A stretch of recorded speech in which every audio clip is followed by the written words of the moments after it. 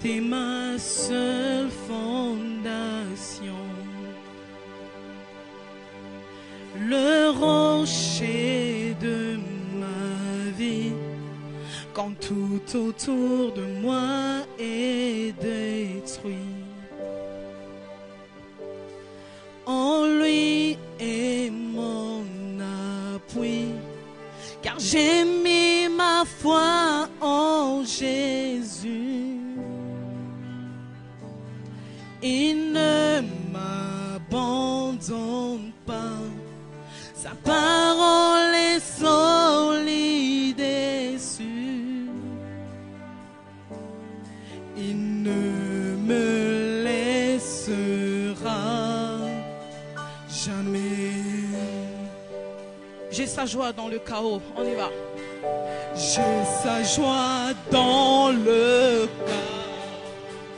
J'ai sa paix, paix qui me...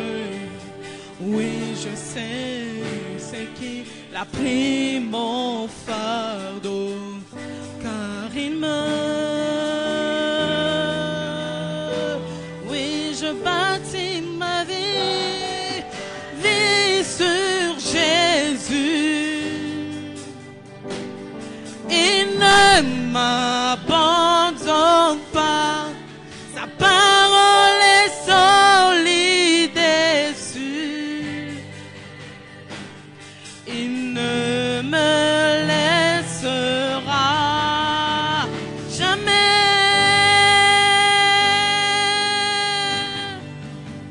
jamais.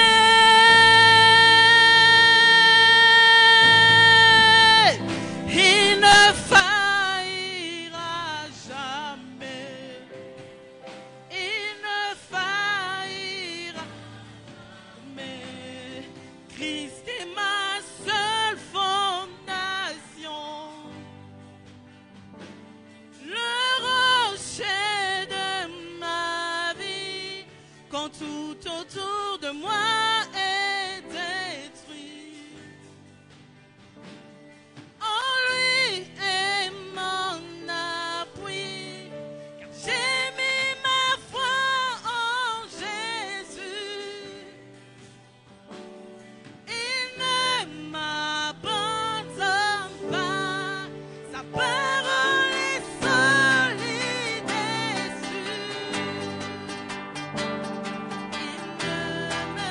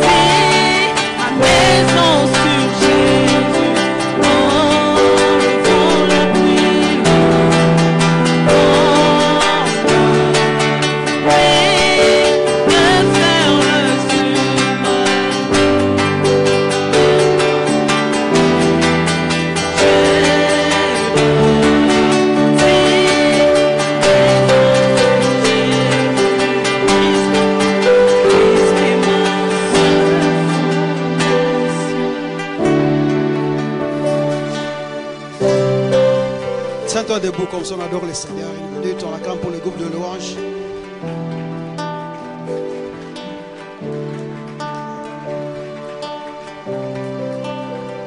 C'est toujours un privilège d'être dans la maison du Seigneur chaque soir.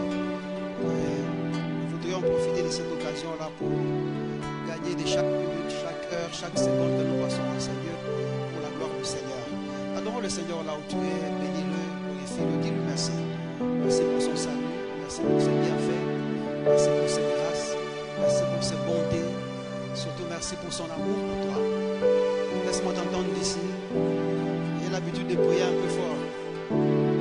On peut prier fort même quand on ne chasse pas un démon. On peut prier fort pour adorer le Seigneur, même quand il ne s'agit pas de l'esprit de poursuite.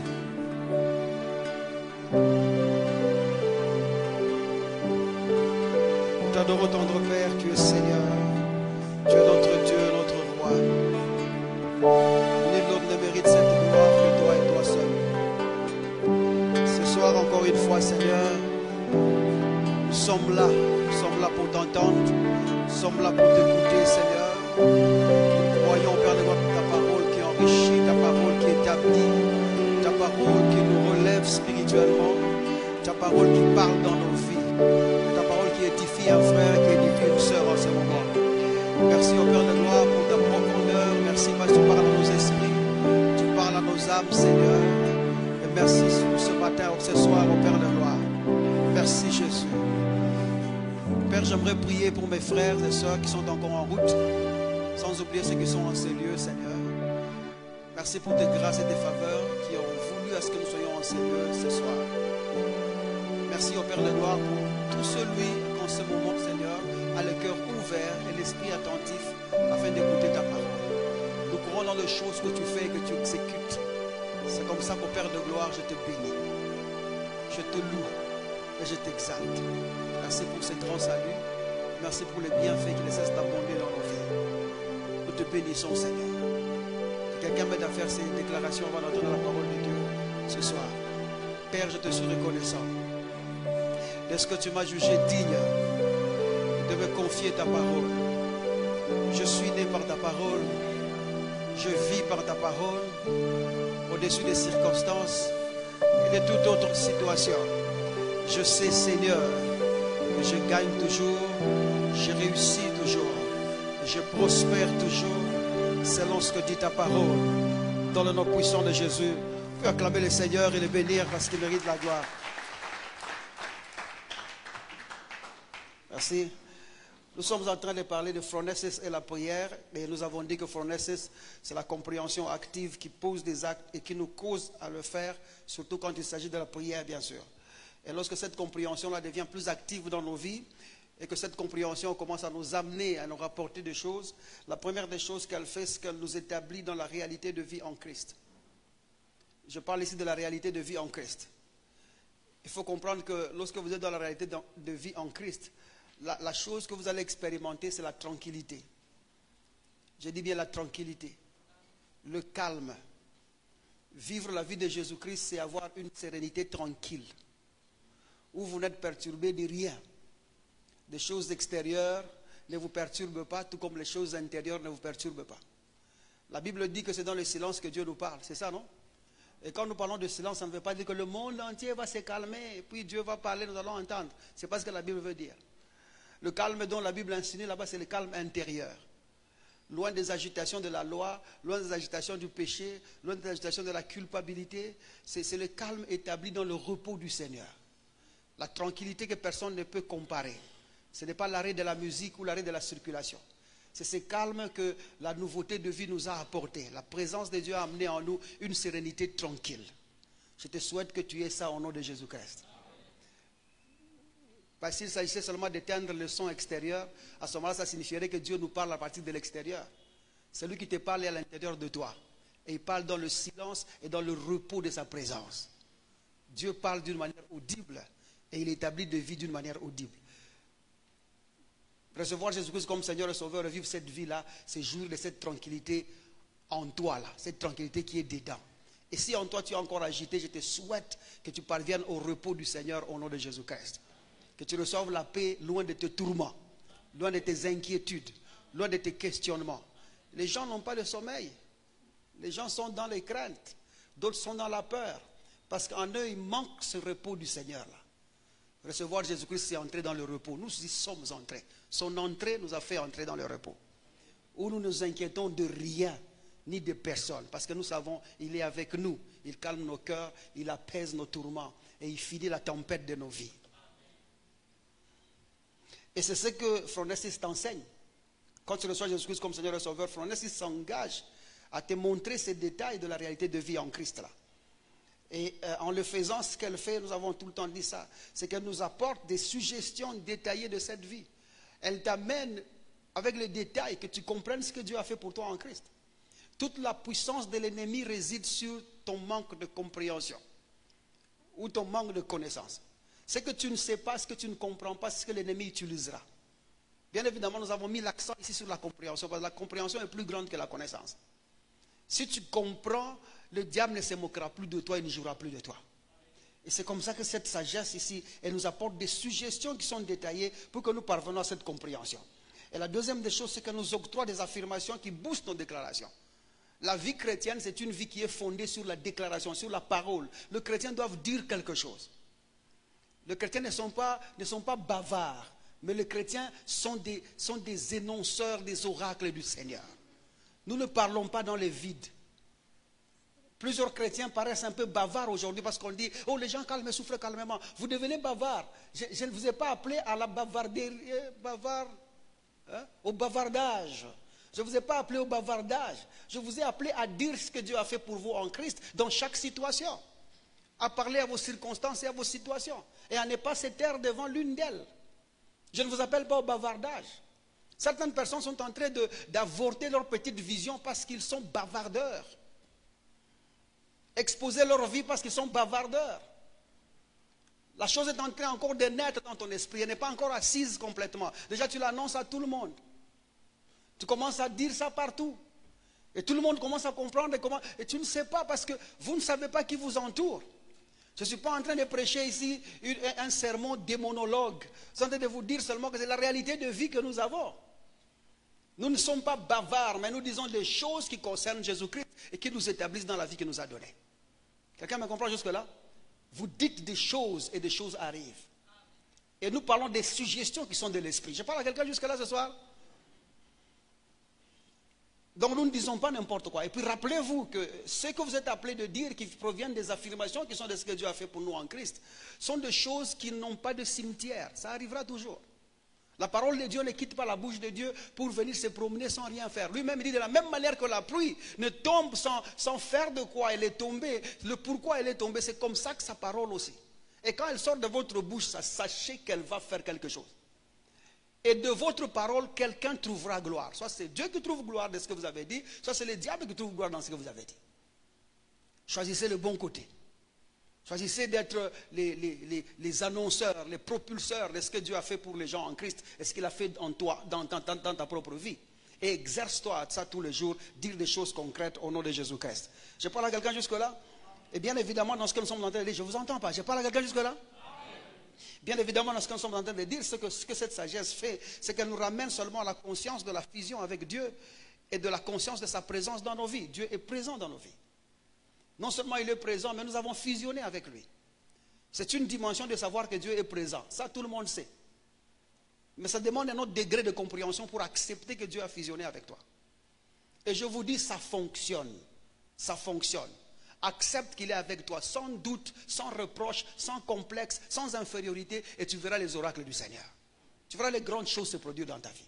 Accepte ça au nom de Jésus-Christ. Je parle à quelqu'un jusque-là? Et cette compréhension, tout ce qu'elle fait, c'est qu'elle nous ramène à cet homme en Christ. Cet homme qui est saint, cet homme qui est juste, cet homme qui est glorieux. Lorsque nous parlons de la sainteté que nous avons reçue en Jésus, et lorsque nous parlons de la justification que nous avons reçue en Jésus-Christ et sa glorification, nous sommes en train d'exalter les actes de son amour. Nous sommes en train d'exalter l'amour de Dieu manifesté à son peuple. L'amour de Dieu qui a conçu l'homme en Christ. Plus nous parlons de la sainteté que Dieu nous a donnée, de la justice que Dieu nous a donnée, et encore parler de la gloire que nous avons reçue en Jésus-Christ. Parce que Jésus dit, donne-leur de la gloire que j'avais avant. En fait, Jésus demande la même gloire que Dieu a. La gloire que Jésus a quittée pour être homme, c'est cette gloire-là que Jésus a demandé pour toi et pour moi. Et nous avons eu accès à cette gloire-là, à cette grâce-là, à cette sainteté, à cette justification-là, à cause du déploiement de l'amour de Dieu. Quelqu'un me comprend juste là? C'est comme ça que savoir que Dieu t'aime, c'est le début de toute forme de succès. Quand tu sais que Dieu t'aime, c'est déjà le début et le commencement de la prospérité, de la santé divine. Tout ce que Dieu a fait pour toi en Christ commence par la conscience d'abord que Dieu t'aime. Parce que pour que tu acceptes que tu as fusionné avec le Seigneur, il faut en amont avoir accepté que Dieu t'aime. Tout ça, nous jouissons ça par rapport à l'amour de Dieu. Les chrétiens ne savent pas que Dieu les aime. Ils savent que Dieu c'est leur maître. Ils savent qu'ils servent Dieu. Ils savent que Dieu c'est un grand Dieu. C'est un Dieu qui punit les gens. C'est un Dieu auquel on doit rendre des comptes. Mais de moins en moins de chrétiens savent que Dieu les aime. Et j'aimerais vous rappeler ça ce soir. Dieu t'aime, mon frère. Dieu t'aime, ma soeur. Accepte ça. Et quand aussi tu as la conscience de savoir que tout ce qui se fait là, ma sainteté, ma justification, ma glorification est l'œuvre de l'amour de Dieu pour moi, tu vis différemment. Et quand nous parlons de l'amour de Dieu, nous parlons de cet amour qui est sûr. Cet amour qui est indestructible. Nous parlons aussi de l'amour éternel. Dieu t'aime pour toujours. C'est comme ça que Paul, dans son courage, il dit, qui peut nous séparer de l'amour de Christ? C'est ça, non? Mais quand il parle de qui peut, lorsqu'il commence à commenter, il parle de quoi peut nous séparer de l'amour de Christ. Vous comprenez ça? C'est-à-dire que Paul est en train de se poser presque une question, qui qu'il soit que ça soit, ne peut te séparer de l'amour de Christ. Il peut y avoir des choses visibles ou des invisibles, il n'y a rien qui ait le poids de te séparer de l'amour de Jésus-Christ. Parce que cet amour-là, c'est un lien indissolvable. Ça ne peut pas finir, c'est un amour éternel. Jérémie chapitre 30, je crois 31, verset 3. Allons un peu là-bas. Comme ça, on ouvre un peu cette parenthèse ici.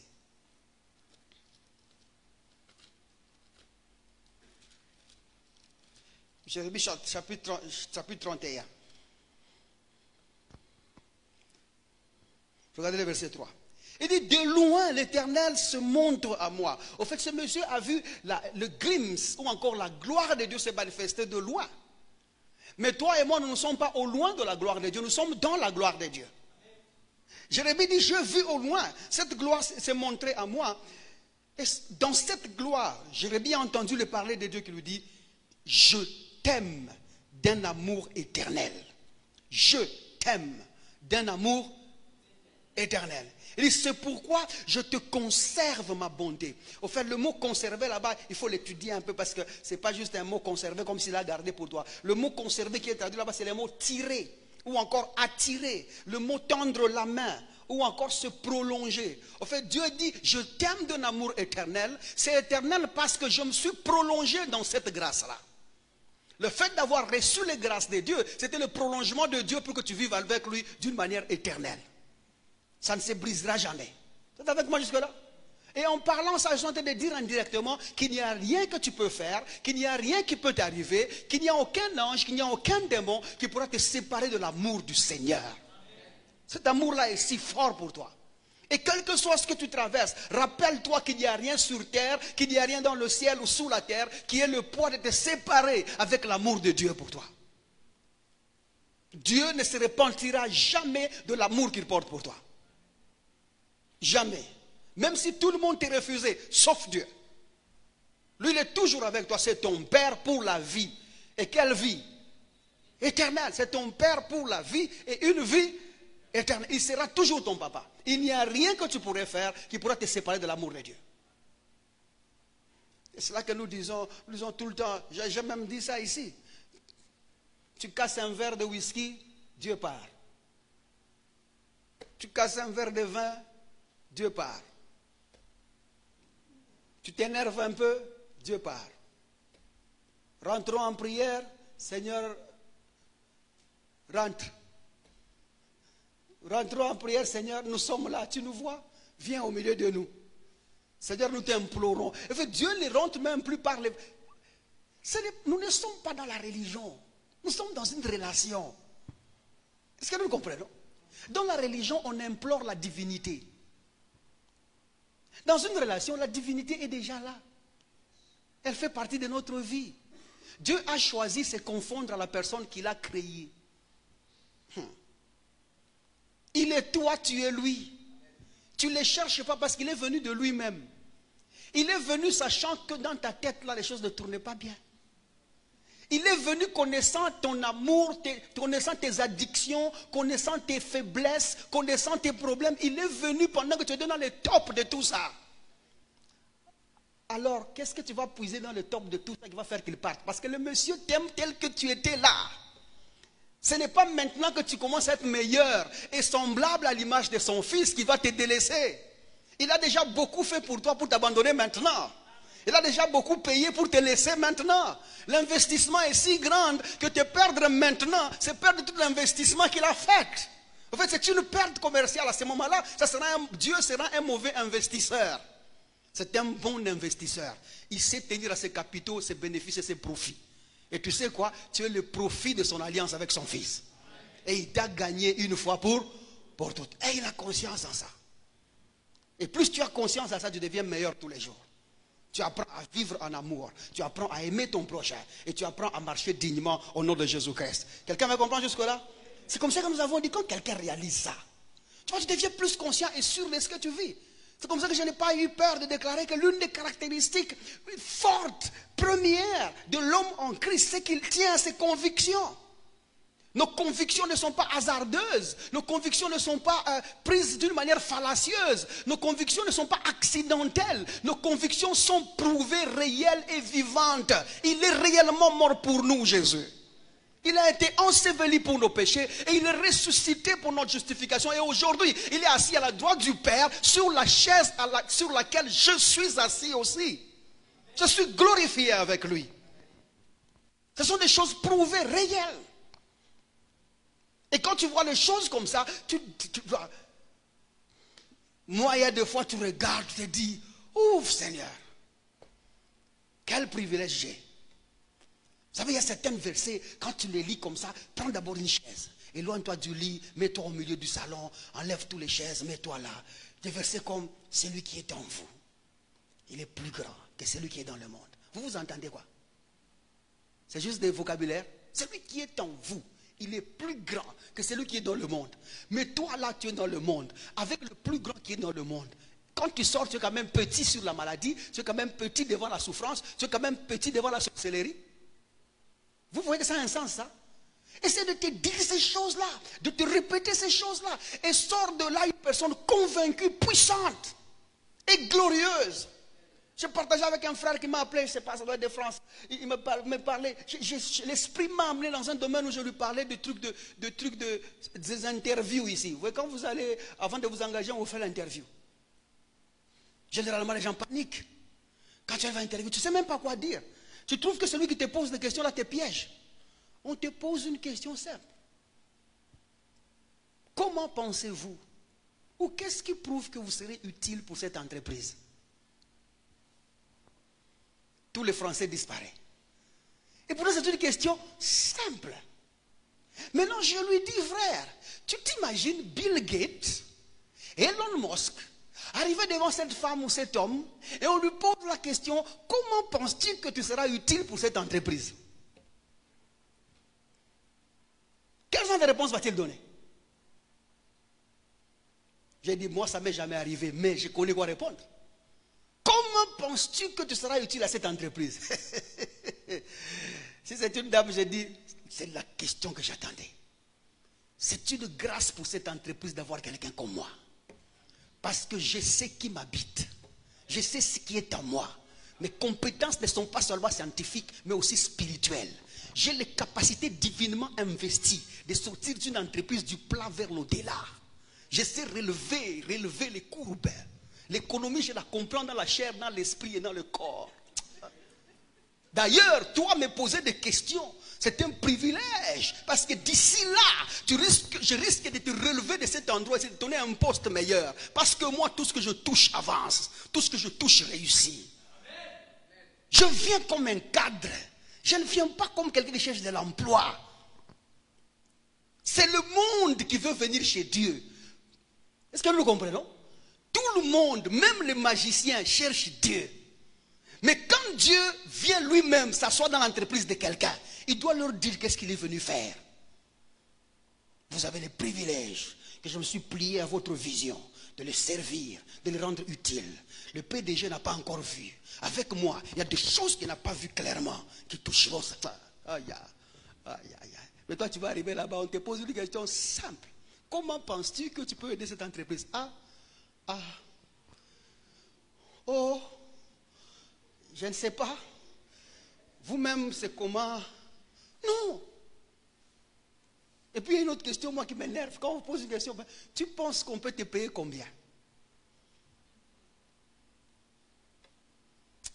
C'est parce que moi, on ne m'a jamais posé cette question. Parce que ma réponse est, connaissant qui je suis, est-ce que je peux vous apporter? Mon salaire, il est équivalent à celui qui a initié cette entreprise. Nous allons commencer par là. Mais je sais qui je suis. Mais toi maintenant, combien penses-tu qu'on va te payer? Tout ce que vous avez pensé. Et puis tu te plains. Tu vas dire au Seigneur, non, l'opportunité ne t'a pas été donnée. Dieu n'a-t-il pas créé l'opportunité? N'a-t-il pas touché le cœur de celui qui te pose les questions? D'ailleurs, il souriait même. Tu penses qu'on peut te payer combien? Non, tout ce que vous avez prévu, dans ce monde où vous êtes là, il n'y a personne qui pense le bien pour l'autre. C'est comme ça que l'amour que tu donnes à ton prochain, ce n'est pas ton amour. Si on pouvait vivre en amour entre nous-mêmes, l'amour de Dieu ne serait pas utile. Je ne t'aime pas de l'amour que je m'aime, parce que même moi-même, je ne m'aime pas suffisamment. Comment veux-tu que je t'aime, toi, avec le peu d'amour que j'ai? C'est comme ça que la Bible dit, aimons-nous les uns les autres comme Dieu nous a aimés en Jésus-Christ. Ce n'est pas notre amour. Dieu nous a même prêté de son amour pour qu'on parvienne à aimer l'autre. Parce que moi-même, d'ailleurs moi-même, je ne m'aime pas. Je vous ai lu le verset ici, nous avons lu ici. Celui qui parle au voleur n'aime pas son âme, c'est ça, non? Ce n'est pas là où nous sommes tous les jours. Nous discutons avec les voleurs tous les jours. Les voleurs, nous les parlons tous les jours. Oh non, la vie ne marche pas. Oui, la vie est difficile. Oh, la vie ne marche pas. Dieu comprend, nous ne nous aimons pas. C'est comme ça qu'il a déposé dans ton cœur son propre amour pour que tu parviennes à utiliser son amour pour l'autre. Quelqu'un me comprend jusque-là? Tu vaux mieux au nom de Jésus-Christ. Et la conscience de celui qui habite en toi, mon cher. Et tu verras des résultats différents. Je parle à quelqu'un, j'aimerais bien avoir un amen avant de continuer là. Je vais courir un peu sur ce qui reste. Et lorsque nous parlons que l'une des caractéristiques principales de l'homme en Christ, c'est qu'il tient à ses convictions. Premièrement, nous parlons de la conviction sans doute ni peur. Tu n'as peur de rien. Ce que tu crois, c'est ce que tu crois. Tu n'as peur de rien. Tu ne doutes de rien. Parce qu'au fait, douter et avoir peur, c'est le produit des pécheurs. Seuls les pécheurs doutent et seuls les pécheurs craignent. Ceux qui ont la peur, là où il y a le péché, il y a la peur. Vous avez entendu ce qu'Adam a dit? J'ai entendu ta voix, je me suis caché car j'ai eu peur. La peur, c'est pour les pécheurs. Le doute, c'est pour les culpabiliser. Quand tu culpabilises sur une faute quelconque ou sur ce que tu penses que Dieu te juge dessus, tu ne peux pas agir fermement, c'est impossible. Parce que tu douteras, est-ce que Dieu est avec moi ou il n'est pas avec moi? Est-ce que Dieu est avec moi ou il n'est pas avec moi? Comme l'homme charnel veut tout le temps chercher des preuves matérielles, et toi tu es une personne spirituelle, on te demande de croire dans ce qui est spirituel. C'est difficile à tenir si tu sens que tu es culpabilisé ou si tu es culpabilisé. Ce sont les pécheurs qui sont coupables. Et ce sont les pécheurs qui doutent. Ce sont les pécheurs qui ont peur. Mais ça, ce n'est pas ton cas au nom de Jésus-Christ. Et au-delà de tout, nous sommes parvenus à la maturité de l'amour de Dieu. C'est comme ça que nous n'avons pas peur du jugement. La Bible dit l'amour bannit le phobie. L'amour bannit la crainte. C'est ça, non? Lorsque l'amour de Dieu est entré dans ta vie et tu as eu conscience de cet amour-là, la crainte ou la peur du jugement a disparu au nom de Jésus. Tu sais que tel il est, tel je suis dans ce monde. Je pensais que tu dirais amen à ça. Parce que Jean nous enseigne, en 1 Jean chapitre 4, allez commencer à partir du verset 17e. Il dit l'amour, tel il est, tel nous sommes. Et l'amour, lorsqu'elle devient parfaite dans la vie de quelqu'un, elle bannit la crainte, elle bannit la peur. Et voyez ce que Jésus dit dans sa tentation. Jésus dit au diable, au serpent qui était là, il dit, il est écrit, tu adoreras le Seigneur ton Dieu. Vous vous rappelez de ça?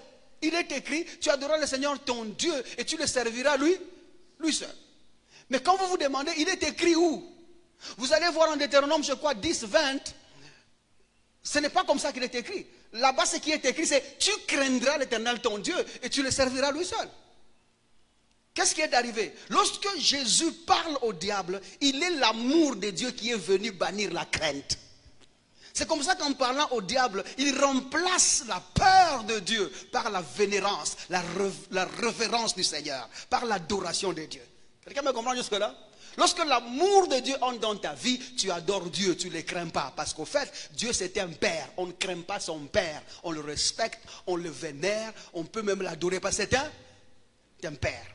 On n'a pas peur de son père. Quelqu'un me comprend jusque-là? Et quand Jésus entre en scène, il répond au diable direct. Et vous allez voir, il n'y a aucun verset dans la Bible où Dieu dit « Ayez peur de moi ». Ou encore où Dieu dit « Craignez-moi ». Tous les versets qui ont à voir avec la crainte, qui viennent de la bouche du Seigneur, c'est « Ne craignez pas, vous ne craindrez pas, vous ne craindrez rien ». Pourquoi est-ce que Dieu veut que nous ne craignions pas? Parce qu'une fois tu es relevé de la culpabilité, tu es une personne justifiée, il faut apprendre à bannir toute forme de terreur de l'ennemi. Parce que le diable marchera sur ça. Mais si tu sais que je suis une personne justifiée, tu ne crains plus de rien. Ça peut venir la nuit, ça peut venir le jour, tu sais que je gagnerai toujours au nom de Jésus-Christ. L'homme en Christ lui craint sans douter ni peur. Et puis si tu commences à douter, c'est-à-dire que tu ne fonctionneras plus dans la foi. La foi, c'est la peur, c'est le doute, c'est l'antidote de la foi. Le doute, c'est l'antidote de la foi. C'est-à-dire que du moment que tu commences à douter, tout ce que tu connais de Jésus va disparaître. Mais quand tu es sûr de ce qui est là, tu sais que tu peux le faire. Tu sais que ce que Dieu a dit est correct. Et ce que Dieu a dit est vrai. Et que tu ne doutes pas, tu obtiens des résultats partout au nom de Jésus-Christ. Nous avons aussi dit que l'homme en Christ, non seulement qu'il ne doute pas, mais la deuxième des choses, c'est qu'il n'arrête pas. Il ne recule pas. Il ne fait rien pour plaire, sinon ce qu'il croit. Tout ce qu'il fait, c'est ce qu'il croit. Il ne doute pas, il n'abandonne pas, il ne recule pas. Et cet homme-là, il est comme la lumière qui se lève le matin jusqu'en plein jour. C'est ce que la Bible est en train de dire. Proverbe chapitre 4, verset 8. Regardez ça.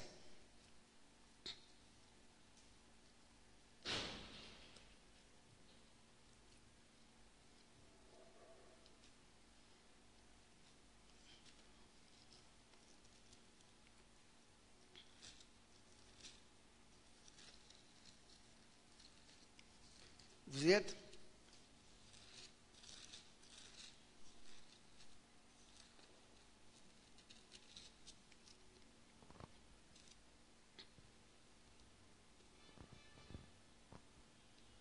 Alors ça, et puis je vais commenter ça, et puis on va rentrer dans ce que je veux. Commençons, ici on commence un peu à partir du verset 4. Il m'instruisait alors et il me disait, ici nous parlons de ce que la sagesse fait pour amener la conviction dans le cœur de quelqu'un. Il m'instruisait et me disait, que ton cœur retienne mes paroles, observe mes préceptes et tu vivras. Acquiert la sagesse, acquiert l'intelligence, n'oublie pas les paroles de ma bouche et ne t'en détourne pas. Ne l'abandonne pas. Elle te gardera. Observez la tournure. Ne l'abandonne pas. Elle te gardera. Les paroles de la bouche de la sagesse, il faut les garder. Tu ne recules pas parce que tu n'abandonnes pas ce que Dieu a dit. Du moment que tu abandonnes ce que Dieu a dit ou a fait pour toi, tu abandonneras, tu reculeras. C'est-à-dire que ton assurance dans la démarche, dans la marche de croissance est directement dépendante de combien de la dose, de la quantité de la parole de Christ tu as. De ce que tu sais vient ton assiduité. De ce que tu sais vient que tu es plus rigide et plus fort au nom de Jésus-Christ. Et puis ajoute, aime-la, elle te protégera. Tu es hors menace et hors danger parce que tu sais ce que Dieu a fait pour toi en Christ. Et tu vas croissant comme ça. Chaque jour tu avances, tu ne régresses pas. Tu avances, tu es croissant. Tu changes d'étape tout le jour. Tu t'améliores, tu ne stagnes pas. Parce que l'amour de Dieu qui est traduit par sa parole, que tu as reçu par l'œuvre de la croix, te soutient dans ce que tu es en train de faire. Tu as des références sûres qui tiennent sur ce que Dieu a fait. Au fait, l'œuvre de la croix, ce n'est pas un souvenir. Où on se rappelle de temps en temps. L'œuvre de la croix, ce sont des acquis vivants. Quelqu'un me comprend jusque-là? Oh, ça va jusque-là? Ce sont des acquis vivants. Et vous savez, ça, il faut que je dise quand même. Lorsqu'on dit ne recule pas, ou encore il ne fait rien pour plaire aux gens, il est bien quand nous sommes dans le contexte où tu ne plais pas aux gens. Nous avons dit que quand tu commences à agir en dehors de conviction, tout ce qui suit, c'est voué à l'échec. Et nous avons dit, chercher à plaire aussi aux gens quand tu poses des actes, c'est très mortel. Et nous avons prouvé ça. Mais en disant ça, ce que nous avons en tête, c'est que quelqu'un est venu me donner des suggestions un peu plus fortes ou me pousser à agir d'une certaine manière avec des mauvaises intentions. Mais il y a l'autre côté où quelqu'un vient chez toi avec la bouche plus douce, la bouche plus tendre. Et on dirait qu'il te fait faveur. On dirait qu'il veut t'aider. Et très souvent dans cette atmosphère, nous avons tendance à vouloir leur plaire. Je ne sais pas si je me fais comprendre jusque-là. Je vais m'expliquer tout à l'heure. Maintenant, tu vois quelqu'un, il te parle, on dirait que ce qu'il veut te dire là, s'aligne un tout petit peu avec ce que tu es en train de vivre. Tu comprends? Ça s'aligne un tout petit peu. Et puis toi, tu penses que, en fait, ce que tu crois, tes convictions sont ailleurs. Mais la personne te parle, on dirait comme s'il comprend ce que tu traverses malgré tes convictions. Tu peux aussi suivre ce qu'il fait. De toutes les façons, tu t'éloignes pas. Tu es toujours plus près là. Ça, c'est encore plus pire. Plus pire. Parce que ce sont les suggestions de l'ennemi et le diable est rusé. Vous êtes avec moi jusque-là? Laissez-moi vous donner un exemple. Vous vous rappelez de Jésus lorsqu'il change, lorsque le diable le voit dans sa tentation, il lui dit, si tu es fils de Dieu, change cette pierre en pain. Vous connaissez l'histoire là, non? Change cette pierre en pain. Attention, quand on dit change cette pierre en pain, le diable sait que celui qui est devant lui, c'est le changeur des choses. C'est le gars qui a changé l'eau en vin. C'est le gars qui change des vies des gens. C'est de lui qui parlait le changement de la vie, la nouveauté de vie, c'est lui. Jésus, au fait, il a une connotation qui l'handicape. Jésus veut dire changement de situation. Jésus veut dire celui qui transforme les vies, qui sort les gens d'un point vers un autre. Jésus veut dire celui qui sort du péché des gens vers la vie. Vous êtes avec moi jusque-là? Alors quand il nous pose une question comme ça, cette question semble correcte parce qu'en fin de compte, les raisons pour lesquelles on demande d'échanger cette pierre-là en pain, c'est pourquoi? C'est pour que le diable mange. Qui avait faim à l'instant? C'est Jésus. Il peut dire ouf. L'oussoufa. Tu as compris que c'était moi, je venais de faire 40 jours. Attends, de toutes les façons, tu sais que moi je suis le changeur de situation, laisse-moi changer le pain, cette pierre en pain. De toutes les façons, tu ne vas pas manger. J'allais moi-même le faire. Jésus devait même dire ça. J'allais moi me faire quoi? J'allais le faire. Mais très dangereux. Parce que si Jésus aurait fait ça, il serait en train de vivre comme n'importe quel homme qui aurait obéi aux suggestions de l'ennemi sans Jésus. Et il échouerait. C'est comme ça que Jésus-Christ lui répond directement. Il nous répond en notre nom. Il ne nous répond pas pour lui. Il nous répond pour nous. Il dit, l'homme ne vivra pas seulement de pain, mais de toute parole qui sort de la bouche de Dieu. Le toute parole là veut dire l'intégrité du dire de Dieu. L'intégrité de ce que Dieu dit. Le total de ce que Dieu annonce. Jésus-Christ, c'est la totalité de la parole de Dieu. C'est le logos du Seigneur. C'est la parole faite chair. L'intégrité dans l'intégralité de la parole. C'est Jésus-Christ. Quelqu'un est avec moi jusque-là? Jésus-Christ, c'est ce que Dieu a dit de mieux. C'est le récipiendaire final du dire de Dieu, de l'élocution du Seigneur. Là où Dieu a été éloquent, le point final, il l'a mis en Jésus-Christ. En dehors de Jésus-Christ, Dieu est muet. Il faut que ce soit en Christ où Dieu est bavard. Si tu n'es pas en Christ, tu n'attends plus Dieu. Dieu ne parle plus à personne en dehors de Dieu, de Jésus-Christ. Quelqu'un me comprend? Pour que tu entendes Dieu parler, il faut que ça soit où? En Jésus-Christ. C'est ce que l'auteur aux Hébreux nous dit. Dieu, après avoir parlé aux prophètes tout ce temps, nous a parlé par le Fils et il a arrêté de parler. Tu veux entendre Dieu maintenant, va en Christ. C'est là que Dieu parle. En dehors de Jésus-Christ, Dieu est muet. Vous êtes avec moi jusque-là? Et Jésus-Christ dit, personne n'a jamais vu Dieu. Vous n'avez jamais vu sa face, vous n'avez jamais entendu sa voix. Pour qu'entendre sa voix, il faut que cette parole, il faut que vous recevez Jésus-Christ comme Seigneur et Sauveur. Ceux qui ont reçu Jésus-Christ comme Seigneur et Sauveur sont ceux qui ont l'exclusivité d'entendre Dieu parler, parce que le Dieu là qui a parlé, eux là, ils sont là où Dieu a parlé. Quelqu'un est avec moi jusque-là? C'est lui là la totalité de la parole. L'homme ne vivra pas de pain seulement, mais de toute parole. C'est-à-dire que le pain ne donne pas la vie. Le pain de la chair ne donne pas la vie. Vivre, c'est dans la totalité de la parole de Dieu. Et notre vie est complète et totale dans ce que Dieu a dit. Et ce que Dieu a dit, ce n'est pas le nombre de verbes, ce n'est pas le nombre de voyelles qu'il a prononcées, ce n'est pas le nombre de phrases qu'il a dites, c'est la personne de Jésus-Christ qu'il nous a donné. Le dire de Dieu, c'est Jésus-Christ lui-même. Jésus-Christ est le tout dire de Dieu.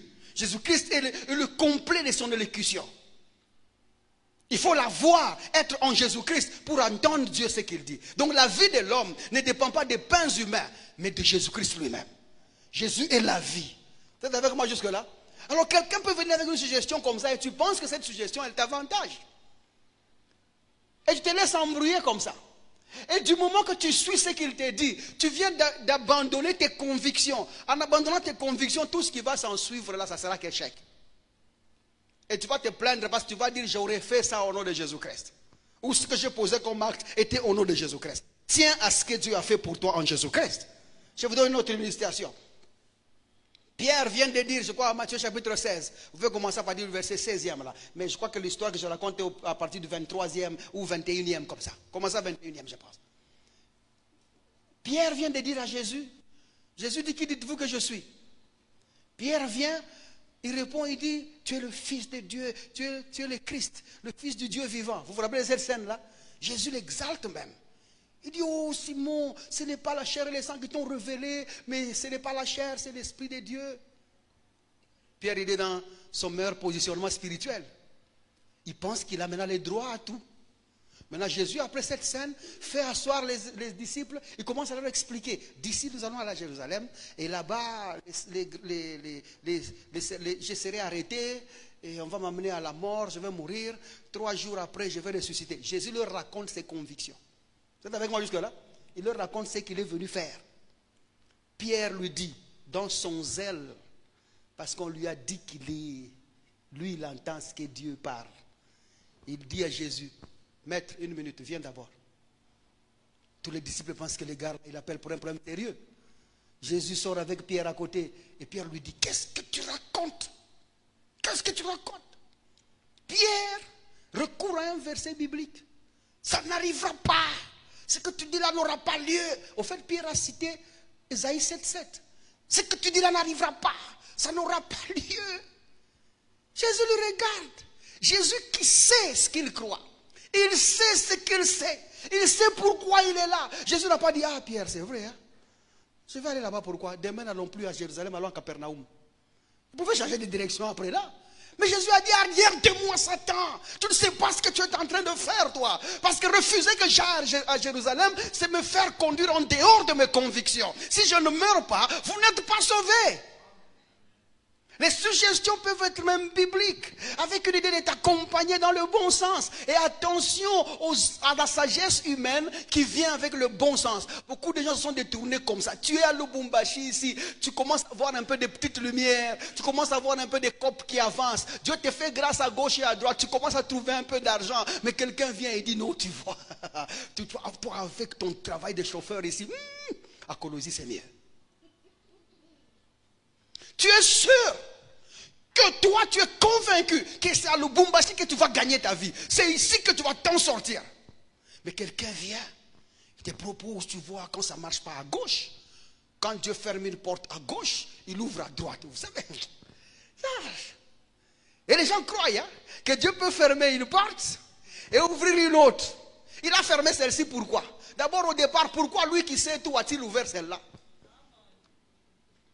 Pour qu'il la referme encore. Dieu, c'est les... En fait, nous avons fait des dieux. Les boules ici, comment on s'appelle de Noël, c'est quoi? Des guirlandes. Le jeu de lumière. Le jeu de lumière. Dieu, c'est un jeu de lumière. Il s'allume rouge, et puis il rentre, il s'allume vert. Même ampoule.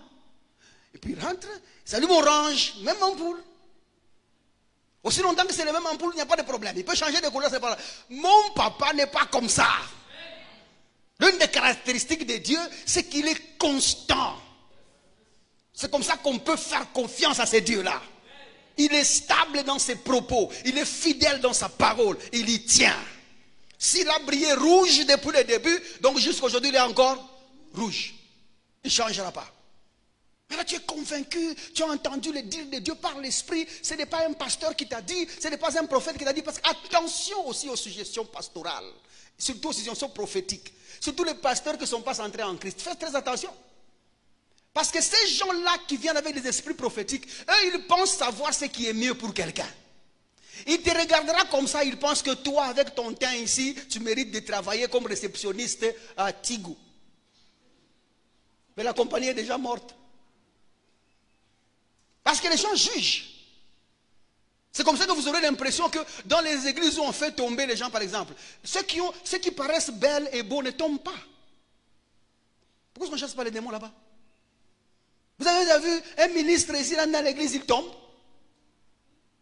Bon, pas ici. Et de toute façon, ici, on ne fait plus tomber les gens parce que ici, on fait tomber ce qui est dans la tête. C'est ça, non? Parce que vous tombiez ici, vous rentrez les mêmes. Vous tombez, vous rentrez les mêmes. Donc on a dit, attaquons la source du tombe. Attaquons cette source-là. Et depuis qu'on a attaqué cette source-là, nos vies vont de mieux en mieux. Nos vies vont de mieux en mieux. Quelqu'un viendra te faire une suggestion comme ça. Oh, toi, tu vas avec ton expérience professionnelle ici à Lubumbashi. Et puis tu lui dis, non, mais je suis marié ici. Il dit, non, ton mari va comprendre, il va te suivre. Il va te suivre. Et tu vas là-bas. Tu arrives là-bas. Avec le climat de cet endroit-là. Déjà, la beauté commence à te combattre. Bon, je ne vais pas aller dans ces détails. Attention. Faites très attention. Comment vais-je savoir que ce qu'on me dit là, c'est Dieu qui me parle? Parce que je tiens à mes convictions. Qu'est-ce qui est dans mes convictions? Ce qui est centré sur Christ. Non ce qui est centré sur mes intérêts égoïstes. Quelqu'un est avec moi jusque-là? Quand ce n'est plus en Christ, ça devient juste pour moi, juste pour me faire plaisir, juste pour que je sente du bien. Déjà, sache que ce n'est plus Dieu. Quelqu'un me comprend jusque-là? Ce n'est plus Dieu. Comme l'autre fois là, l'autre frère là, on lui demande, frère, tiens-toi debout. Il se tient debout. Il dit, bon, je vois que ton père était à la SNCC. Il dit, oui, il était à la SNCC. Oh, ton père était un homme très intelligent. Le frère commence à pleurer d'émotion parce qu'on a rappelé son papa qui est mort. Mais il est quand même décédé, non? Il est décédé. Dieu me dit, il prend l'intelligence de ton père, il te donne. Et toute l'église, wow! Et cet homme de Dieu est en train d'insulter. Il te dit, tu es tellement bourrique qu'il te faut l'intelligence d'un mort. Sans l'intelligence des morts, tu n'as pas de vie. Et le frère, il est content. Et d'ailleurs, lui-même là, il s'est même agité, il est tombé. J'ai dit, ce type, regardez-moi les farces. Et tu vois, ce genre de suggestions-là qui viennent de l'altar risquent de te faire un peu chaud au cœur et bouger tes convictions. Et quand tu vas agir en accord avec ce qu'on t'a dit, pensant que c'est Dieu qui a parlé, tout ce que tu suivras, ça sera voué à l'échec. Et pourtant, Dieu t'aurait dit. Est-ce que nous comprenons? Et pourtant, Dieu t'aurait. Tu échoueras au nom d'eux. Et tu vas revenir pour nous blâmer nous autres. Non, pasteur, même l'homme de Dieu avait confirmé. L'homme de Dieu a confirmé selon les intentions prescrites dans les circonstances données de ta présence. Mon français est correct sur cet endroit-là. C'est les émotions avec lesquelles tu as vu ce jour-là. Et rien de Dieu, rien de Dieu. C'est comme ça, mettez une ligne de démarcation. Dieu ne parle qu'en Christ. Et les choses qui concernent Jésus. Les choses des hommes sont aux hommes. Ça va? Les choses des hommes sont aux... Est-ce que, bon, pour quelqu'un comme les bien-aimés... Les bien-aimés... Comment j'avais oublié ton nom? Tu n'as pas beaucoup prié? Les bien-aimés Gédéon. Pour lui, tel que vous le voyez là. Si je lui dis, Gédéon, je vois que tu vas acheter beaucoup de maisons. Il y aura une au Golfe, il y aura une à Kassangiri, il y aura une... Bon. Le gars, il est encore jeune. Il est encore à l'école. Tu fais ton 3e cycle maintenant. Il est plein d'avenir. C'est un garçon rempli du Saint-Esprit. Il connaît la parole de Dieu. Il enseigne même les serviteurs. Il a plein d'opportunités. Il est beau gars. Il est intelligent. Il met déjà des lunettes, vous voyez. Donc d'ici là, il commence à travailler ici, il va réussir sa vie. Il n'a pas de choix. Parce qu'il est formé pour ça. Est-ce que nous comprenons? Maintenant, si je lui dis, il va acheter des maisons, j'ajoute quoi? Tu n'as pas de projet d'acheter des maisons? Hein? Donc, il faut que Dieu vienne te pousser, toi, à acheter des maisons. Non, vous m'entendez ce que je dois dire là? Vous m'entendez quand même mon raisonnement là? Donc, il faut que Dieu vienne nous pousser, nous, à acheter des maisons. Donc, c'est-à-dire que toi, tout ce temps, tu n'y pensais pas. C'est maintenant que Dieu a dit que tu vas te marier, que tu vas te marier. Hein? Donc, même toi, même quand tu étais là, seule là, en tant que sœur en Christ, tu te maquilles comme ça. Tu crois que tu te maquilles pourquoi? Il faut qu'on vienne à l'église pour te dire que je vois que Dieu t'a donné un mari pour que tu dises Amen. Quelque chose ne va pas bien. Tout ce qui a à voir d'intérêt égoïste qui pointe à toi, il faut déjà savoir que ce n'est plus de Dieu. Simple. Et si tu suis ça, je te dis la vérité, tu seras conduit, tu vivras dans l'échec. Ça sera déjà voué à l'échec. C'est comme quand vous étiez encore plus jeune ici. Quand vous allez à l'Ikassi ici. Qui a vécu à l'Ikassi? Qui était dans les églises à l'Ikassi? Vous n'êtes pas là. Quand vous êtes à l'Ikassi là, les gens de l'Ikassi connaissent ça. Toutes les prophéties majeures sur les filles, c'est ton mari viendra de loin. Ton mari viendra de... Les années sont passées. Je suis allé voir celles sur qui on a dit les maris sont venus de loin. Kamina, Kipushi, Kabongo, Kakanda. Ce n'était pas loin. Et pourtant, il y avait peut-être un frère qui était là. Il avait de bonnes intentions. Un gars de Moutoshila qui est allé se taper des études tous les jours. Il étudie forcément. Mais pendant qu'il a des intentions, surtout on le prophétise, non, Dieu a dit ton mari viendra de loin. Le frère se décourage. Il dit, je ne suis pas dans la volonté de Dieu par rapport à cette sœur.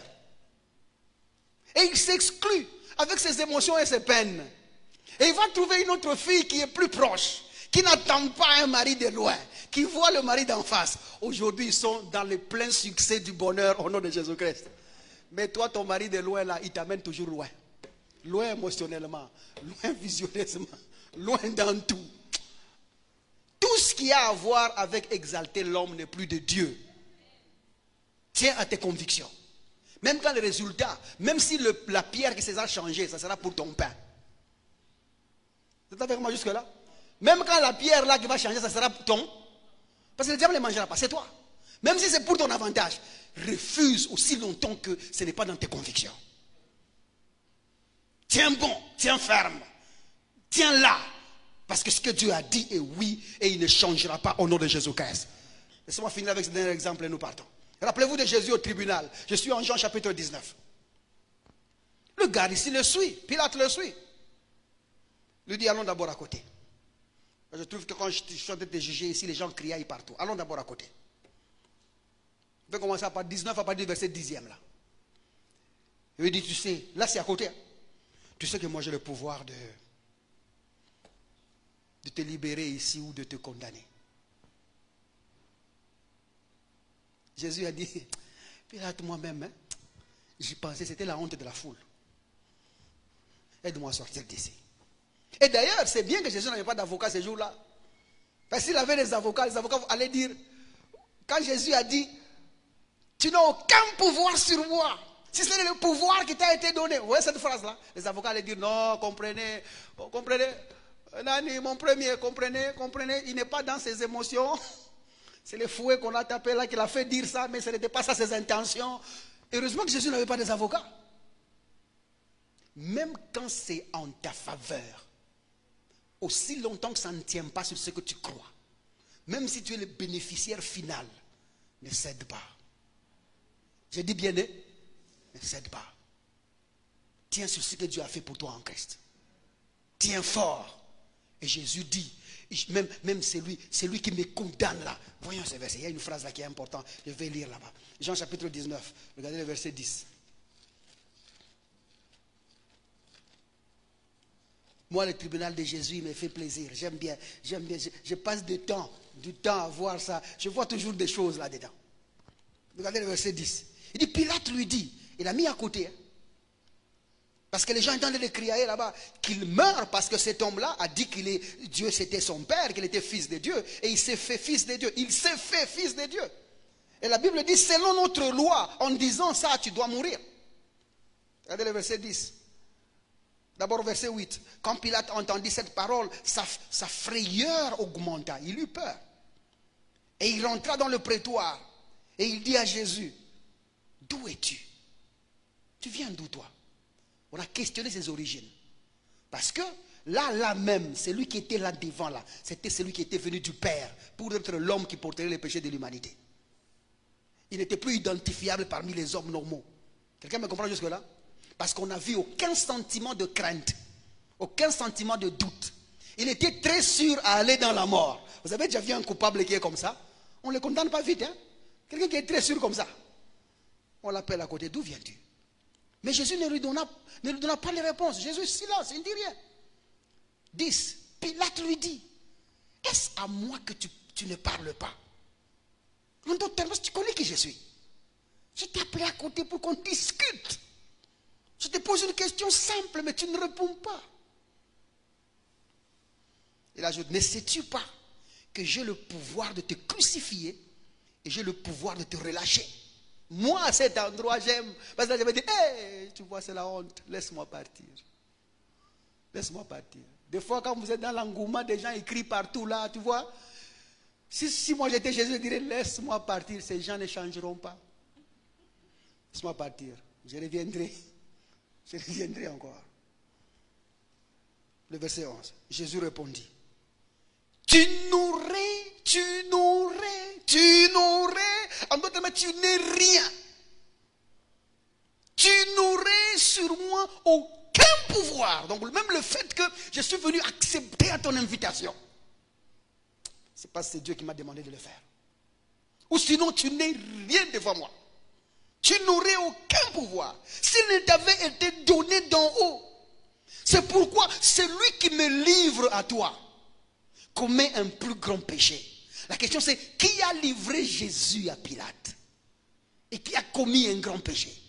Si vous dites c'est les sacrificateurs, n'est-il pas venu mourir pour eux? Si vous dites c'est les hommes, n'est-il pas venu mourir pour eux? Si vous dites c'est Dieu, ne savait-il pas qu'il devait être cher pour mourir pour les hommes? Qui a donc livré Jésus ce jour-là? Point d'interrogation. Et nous nous arrêtons là-bas. Que Dieu vous bénisse. Que Dieu vous bénisse. Allez lire la Bible. Le procès, au fait, dans le procès de Jésus, il y a tout ce qu'il est venu faire. Donc vous y voyez sa mort, son ensevelissement, sa victoire sur le péché, sa victoire sur la... Dans chaque phrase. À un certain moment, on lui pose la question, c'est quoi la vérité? Vous vous rappelez de ça? C'est quoi la vérité? Vous savez, cette phrase-là, quand vous l'inversez en grec, elle veut tout simplement dire, la vérité est devant toi. Lui, il demande, c'est quoi là? Mais quand vous l'inversez, elle veut dire, la vérité est où? C'est comme ça que le type n'a pas insisté. Parce que directement, quand Jésus s'est tué, il a compris ce qu'il disait. Ah. Que Dieu vous bénisse. Tenez-vous debout, mon cher. Tenez-vous debout, on prie un tout petit peu. On acclame le Seigneur d'abord. On acclame le Seigneur d'abord.